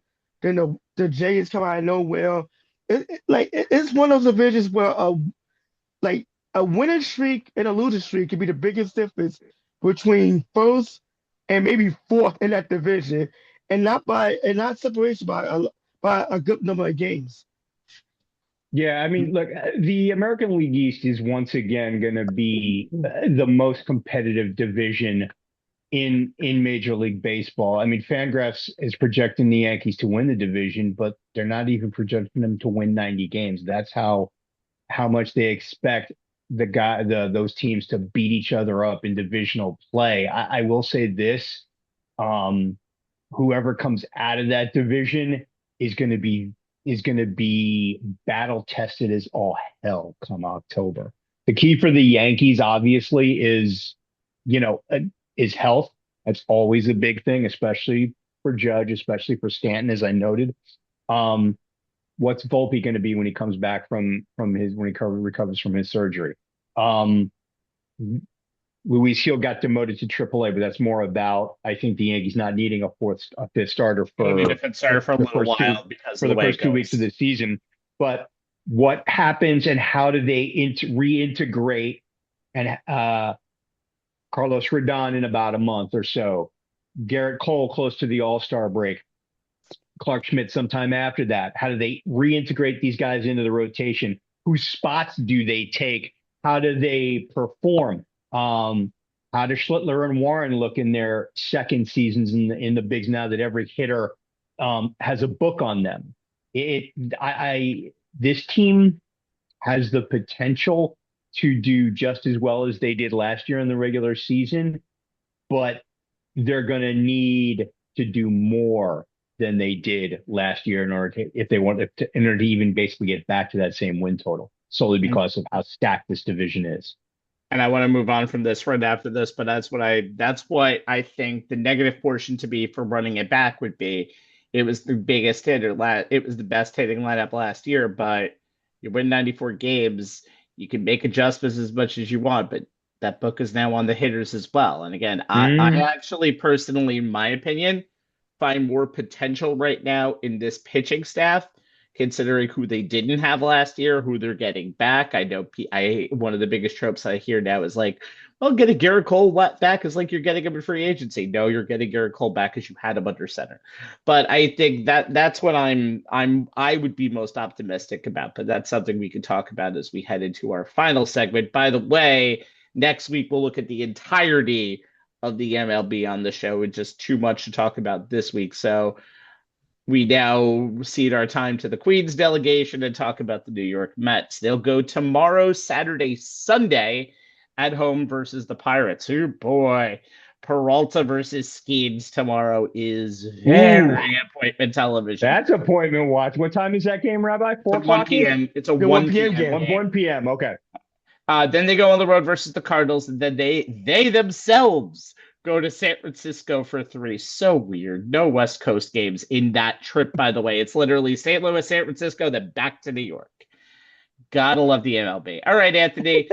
Met fans and optimism never mix, but you're going to do that now. Give me a reason for optimism for this season. Come on, Ant. You can do it. Give it a shot. Well, the optimism for the Mets is, despite losing Brandon Nimmo and Pete Alonso in this lineup, this is a lineup that may actually offer some more balance going into the season. Yes, with Brandon Nimmo and Pete Alonso not in the lineup, the Mets lose a combined 63 home runs, 168 runs, and 218 RBIs between the two players. However, they also lose the 303 strikeouts that Nimmo and Alonso combined for just for them two. And on the flip side, their replacements, Bo Bichette, Jorge Polanco, and Marcus Semien, only combined for 266 strikeouts the last season. Now we look at the projected lineup. But Lindor and Soho batting first and second, Bichette slated the bat third, Polanco slated the bat cleanup. Between that and Luis Roberts batting fifth, this is a team that lineup Marcus Semien batting seventh. That is built to really more about contact. And with Bo Bichette batting 311 last season, I was second in the American League, a league with 18 home runs, 94 RBIs, 78 runs. He batted 333 in spring training. Batted 333 during the spring, and with Polanco as well, being a switch hitter, and hitting 26 home runs and 70 RBIs, but also 30 doubles to go with 265 batting average. The interesting nugget to this lineup is going to be Carson Bench, who is the rookie call-up, who won the starting right field position, is going to be starting opening day. He had in his full professional season last year in the minors, batted 281 with 15 home runs and 22 steals. Now the Mets are obviously high on him because of his outfield defense. But if you watch him in the spring, he is a really good patient hitter that really kind of caught the Mets' attention with his ability to go to the opposite field and to be able to wait out pitches and draw walks. That is something that we did not see a lot of with this Met lineup last season. And when you combine with Lindor batting leadoff, now he's coming off that handball injury. And it's going to be a question of just when he gets his power back, along with Juan Soto now having a full season in the Mets clubhouse. The adjustment period is over. it's going to be interesting to see just how quickly the Mets can really kind of get guys going. Now, Paul Skeens in your first game is not exactly what you want. Not to get it for your second game at least, or your yeah, third game, but that's you're still a supposed pretty to good. That's a pretty good rotation that the Pirates do have. yeah, the So Pirates have a really good rotation to kind of test this lineup right away, right out of the gate. And the Mets, this Met lineup, if you want to compare it to last season, it's not exactly the top heavy team that we saw that relied so much on the top of the batting order, and then just kind of fell off a cliff after you got to the sixth spot. This is a lineup that's a little more balanced, that is playing for more of a contact for guys to get on the bait, on the base path. You're gonna need it because with no Pete Alonso, no real protection in that lineup, teams are going to be very was careful last year with Soho. So it's going to be on Bichette, it's going to be on Polanco and Beatty and Benj and Simeon to really put the ball in play and to kind of put pressure on opposing defense to kind of get on base. Because if they're not hitting, it's going to be a lot easier for teams to pitch around Juan Soho to get to the rest of this lineup. one thing I'm really interested in seeing that's under the radar is they lost their one of the reasons why Juan Soto became such a great stolen base still great runner last year with stolen bases is Antoine Richardson, who is now with Atlanta. So he's kind of like almost like the I guess it's like the whisperer on the Bates paths. So it's gonna be very interesting to see. A completely different lineup, by the way. One that definitely shows that there needed to be a change after the collapse last season in the second half, and they sure haven't. If there's any team that needs to get off to a good start in 2026, it's the Mets by far. They're All right, on the other side, Jay, pessimistic it up for me, please. yeah, I mean, and the angle I'm taking here is that the pitching staff still has a lot of questions, which it should be a cause for concern.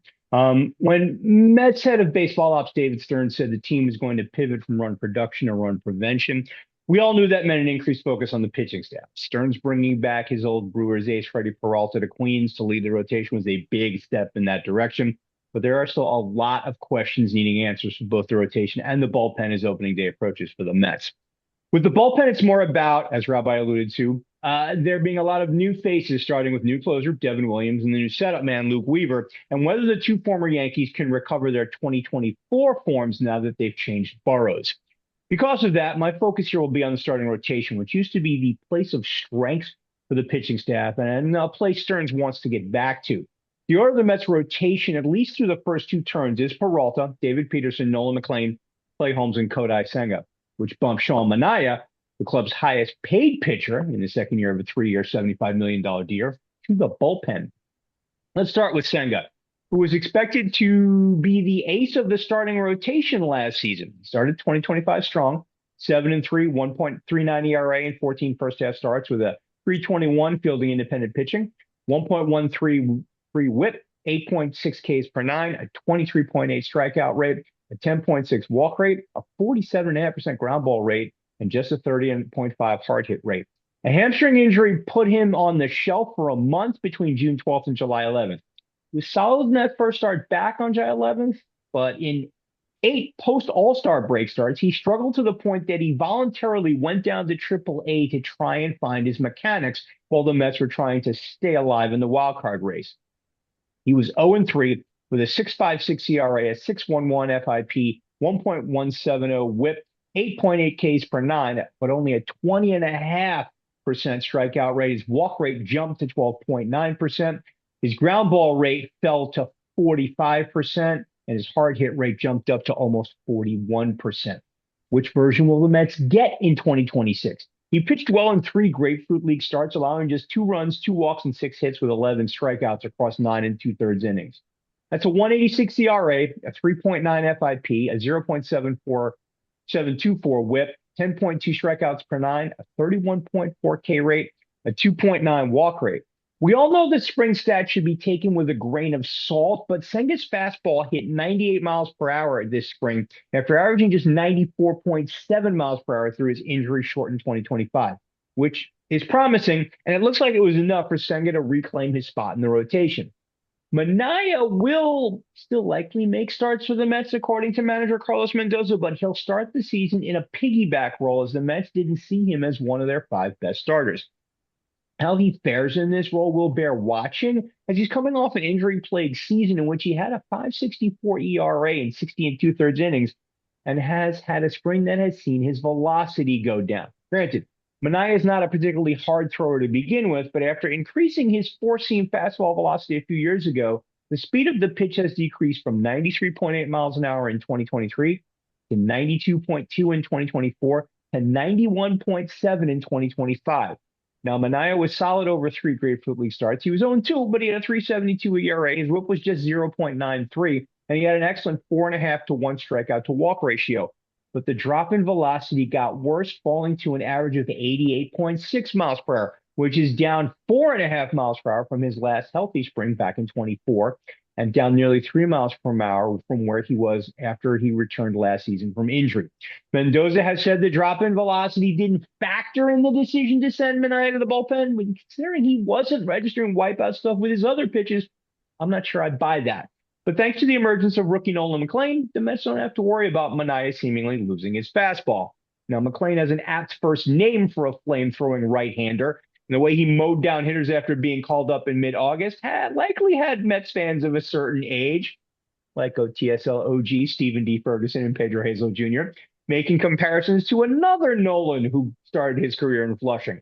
McLean had 8 starts and over his 48 innings pitched, too short of the rookie limit. He went 5-1 with a 2.06 ERA, 2.97 FIP, a whip of 1.042. He struck out 10.7 hitters per 9 innings. His strikeout rate was 30.3%. His ground ball rate was 60.2%, and his hard hit rate was just 34.5%. Now, his 3 walks per 9 and 8.5 walk rate are something to keep an eye on, but overall, they're not that bad. He was hands down the Mets' best starter down the stretch. His 1.96 ERA plus was 96% better than the MLB average, as the Mets tried in vain to keep their postseason hopes alive, and he was 11th among all pitchers in wins above replacement during his time in the show. He had only 1 start this spring, as he spent most of March pitching for Team USA in the World Baseball Classic, and as of now, he's slated to start Game 3 against the Pirates on Sunday.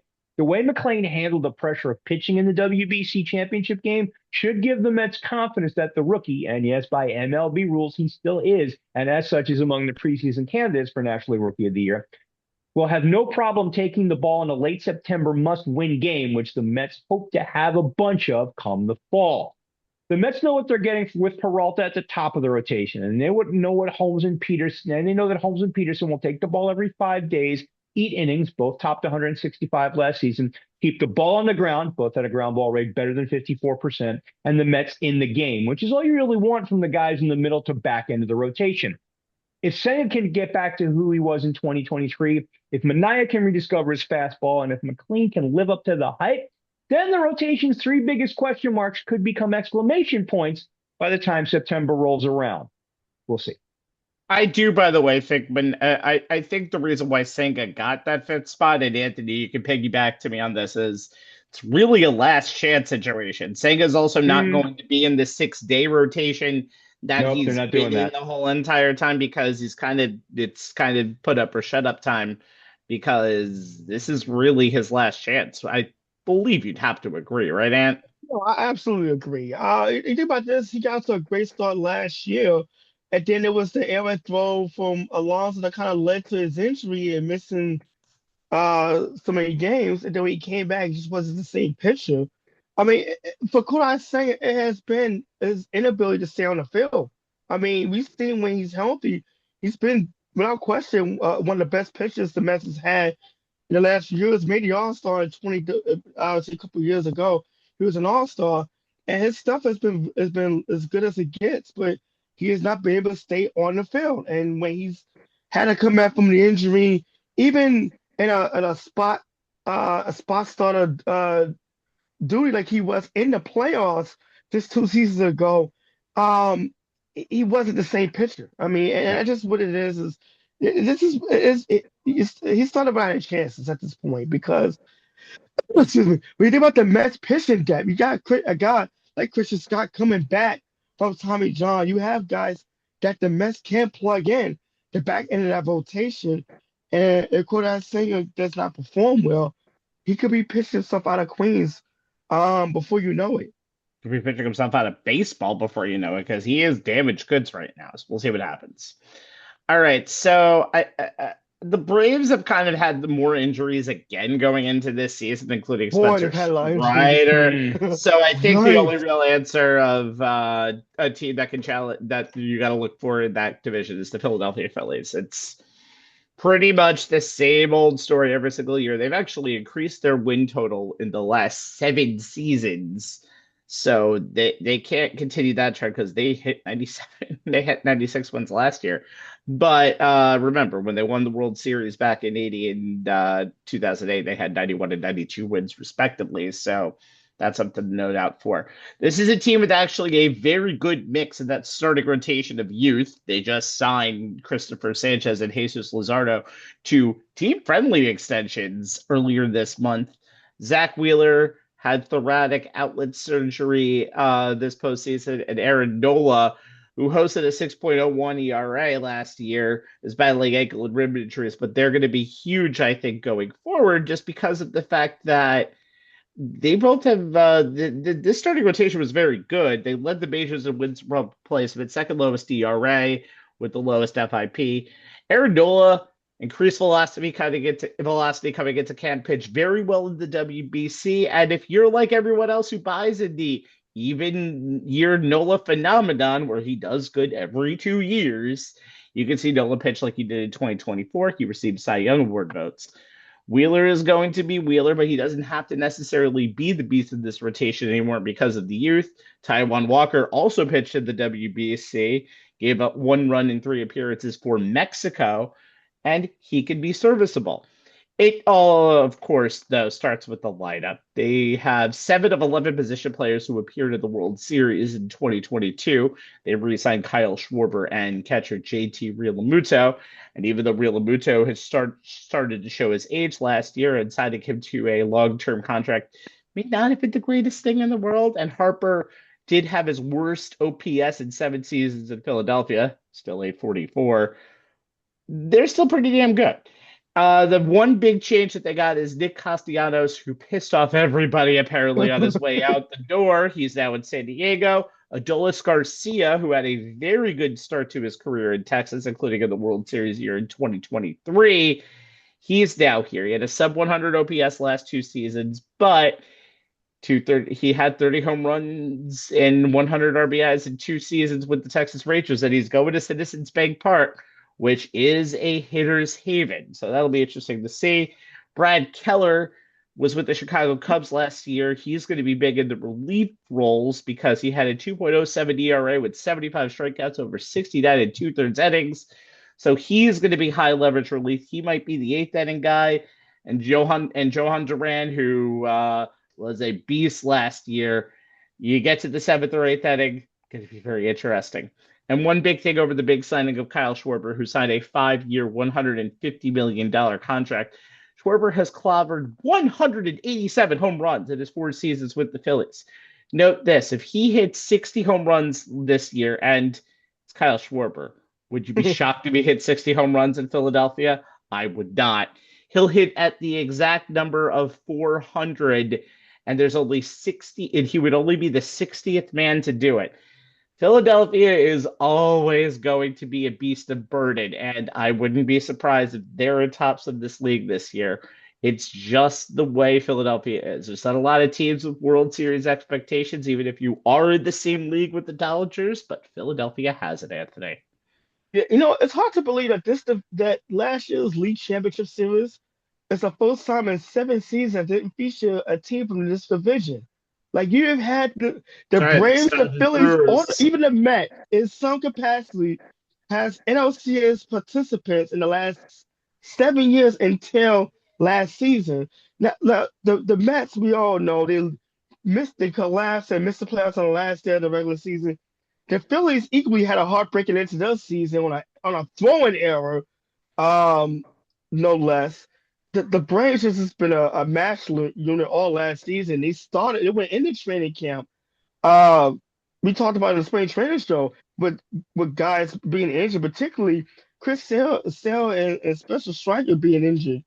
Um, the Marlins, obviously, the Marlins and the Nationals, those are two teams that, there's young talent, but they just haven't been able to figure it out and piece it all together. As far as building a winner in either of those organizations right now. So it really just comes down to the Mets and the Phillies once again.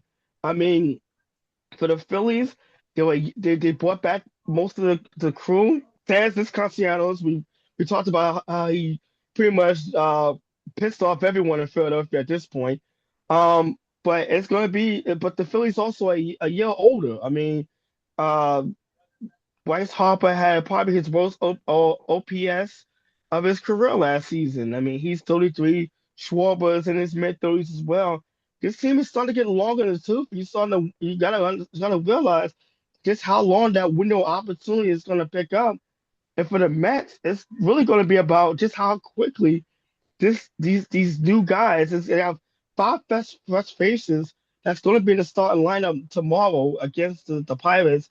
How quickly they can pick it up and then mesh well because for all the changes, even a 500 start could really can have this Met fan base. Not me, of course. I'm more patient than the most. No, you're But not. the, No, you're not. No, you're trust not. Patient no, at most. At most, that's fine. But I'm patient asking to than find most. most. But Where is yeah, that bar though? How high? Where's the bar on It's a that low stuff? bar. It's a low bar. but Let's just say as that. a fan who's watched his team have some epic late season meltdowns, trust me, even I know it's a long season Oh my that a God, good it that is. it's a long season. But yes, even a 500 or a sub 500 starts the season is gonna have this fan base come out to David Stone's head once again. But yeah, like if there's any team that has to get a good start in this division, it's definitely the Mets and the Phillies. They're gonna be right there. Don't know what the Braves are going to be because of all the injuries and when guys can get back. Not to mention they had guys across the board just having subpar seasons. So when you look at the American League East being kind of a division that can beat each other up, this division is kind of like it's more of just who can survive to the finish because we don't know if injuries can tear a team apart. But I mean, it's It's a three always team division. survival of the fittest when it comes to that stuff. Yeah, but So it's definitely still I still see it as a yeah, Mets Phillies division to I, lose at this point. I never count out the Braves. I'm just saying. I know the injuries are bad, No. but I will never count out a team like the Braves, especially because last year might seem to be a little bit Yeah, of a. but it's a difference between Walt Weiss and Brian Snitker right now. And I think Hey, if it was Brian Snitker still managing, if I it would was, definitely give but listen, I still a chance. trust. I still trust the name on that jersey right now because it's only 2 years past what they did last time. Remember, they're the last team to win a title in that division. Okay. For Anthony Strait and Jay Kaplan, I am the man who may or may not have had a dignified bracket name such as Duke Sucks 69. I am Steven Rabinowitz. Share your bracket misery with us at facebook.com/on the sports lines. Leave us a bit of baseball misery at youtube.com/on the sports lines. Like and subscribe to both. And when you go to Twitter/X, there's no misery, right, Jay? No, our Twitter handle is at ONTH Sports Lines, where you'll find a link to each new show like tonight's, along with tidbits and nuggets from the world of sports that we think are worth your time to check out. MLB's 2026 opening day officially kicked off today with as the Yankees faced the Giants in the city by the bay. It was the only game of the day, and it aired on Netflix, who bought the rights to opening day. With that as backdrop, I posted a link to a story by Andrew Marchand, the senior sports media columnist for The Athletic, which talked about just how complicated, confusing, not to mention expensive it's become for a fan of the Bronx Bombers or any Major League Baseball team for that matter to be able to find and watch every game in this day and age of cord cutting and streaming platforms. Marchand breaks it all down in excruciating detail. It is a must read for any diehard baseball fan as the new season gets underway this week. Andrew Marsh and other old man that yells at cloud. We'll see you next week when we go around the MLB and around the Final Four. Bye now from On the Sports Lens. Good Good night, night, everyone. everybody.